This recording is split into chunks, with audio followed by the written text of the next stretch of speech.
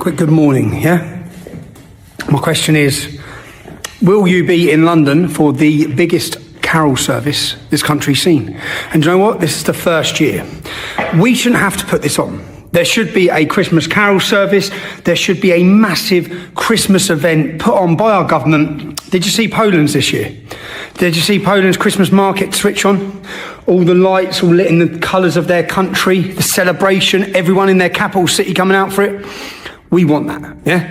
Well, this is the first year we're going to organise it within 4 weeks, unite the kingdom, put the Christ back into Christmas.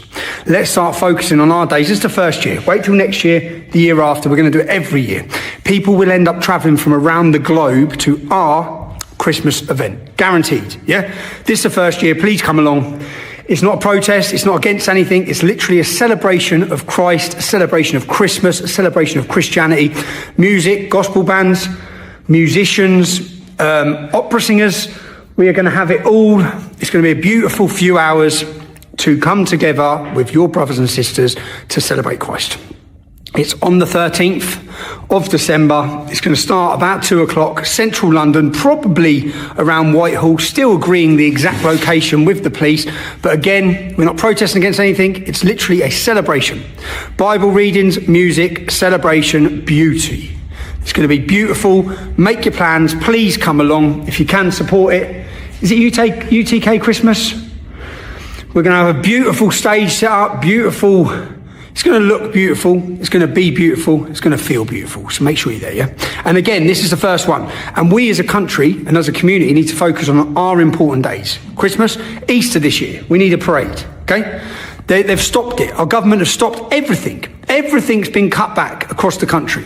So we need to fill that space. And then they'll want to take it back from us. But they're not going to be able to. We the people for the people. First Christmas event this year. Make sure you're there. 13th of December. Start about 2:00. I look forward to seeing you all. I'll be there celebrating, peacefully enjoying Christmas with some beautiful Christmas carols. Tommy Robinson's message presents his Christmas event as a cultural and religious effort to take back Christmas, rather than a political move, even though the way he speaks clearly connects to wider social frustrations. By comparing the UK's reduced public Christmas celebrations with Poland's large, state-backed events, he suggests that Britain has drifted away from its own traditions and sense of identity. His focus on putting Christ back into Christmas, bringing the country together, and pushing back against government cutbacks is aimed at people who feel that British customs are being ignored or pushed aside.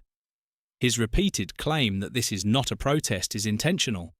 He wants to distance the event from the political issues linked to his name, while still speaking to supporters who believe they are standing up against cultural decline. He also talks about turning this into a yearly event and even drawing visitors from around the world, giving the whole message a movement-building feel. At its heart, his speech blends nostalgia, frustration, and a call for public involvement, presenting the gathering as both a festive celebration and a quiet challenge to institutions that, in his view, have walked away from traditional values. Whether one agrees with him or not, his message shows how cultural events can be used to motivate a political audience without openly calling the event a political protest. Good morning, Eamon. How are you? Well, I'd be okay, but if I was sitting thinking about preparing Christmas dinner, I wouldn't be okay, Sam. That's the thing. I would be stressed, and Ellie was saying it's about timings and everything, being ready at the right time, and she's absolutely right. And that's why, left to my own devices at my old age that I'm in now, I would just go to a restaurant or a hotel. That would be me. Yeah, no, it is stressful, but you know, Christmas is the most important cooking day of the year, and you know, Christmas isn't great just for the presents and the family. The food is a really important part. So I'm here kind of teaming up with Lyles to try and give people some tips and tricks to try and make sure they make a better Christmas dinner and maybe one which is a little more stress-free. Come on then, Sam, what are your tips? So we're hearing there that 77% of people start their prep the night before. Is that something that you would advise? What things and what elements of the Christmas dinner can we do ahead of time to try and ease the stress? Yeah, no, I think that's a great idea. I always kind of I even get my Christmas dinner prepped even before Christmas Eve. It's kind of a 3-day kind of project for me. Yeah. But yeah, the things you can do on Christmas Eve, you can parboil your roast potatoes, you can make your cauliflower cheese, you can make your mulled wine red cabbage. So there's loads of things you can do beforehand, meaning that on the day for Christmas you can spend more time with your family and kind of enjoying your day.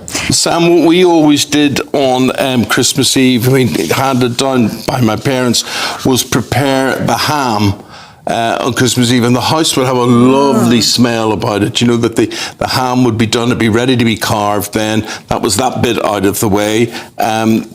Would you be in favour of that, or would it be dry and hard for you, or what way would you see it?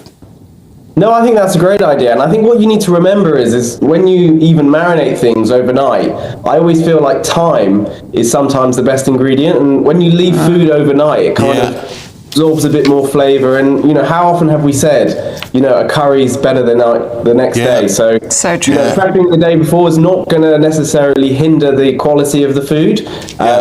Improve it, and it's also going to make your life a bit more easier as well. Now, you talk about flavour there and the ham, and don't ask me how or why, but my father always did this, and he would pour Coca-Cola. Coca-Cola gammon's really good. Is that what you're going to say? Over the ham, yeah. Yeah, it's lovely. It's like a nice glaze. Yeah, no, and I think with ham especially is cooking is really a science, and it's really a balance of flavours. So obviously, gammon being quite salty, you need something quite sweet to kind of balance it out. So things like Coca-Cola, honey, golden syrup are all things that pair really nicely with ham. And I mean, Christmas is a day for not holding back. I mean, in our household especially, we make sure that we do all the trimmings and all the sauces and all the just all the bells and whistles. So we have about 15 things on display, and another good tip for me is that we just kind of put it all down on the table and we let people help themselves, because not everyone loves Brussels sprouts and not everyone loves red cabbage. So we kind of let the guests kind of enjoy themselves, because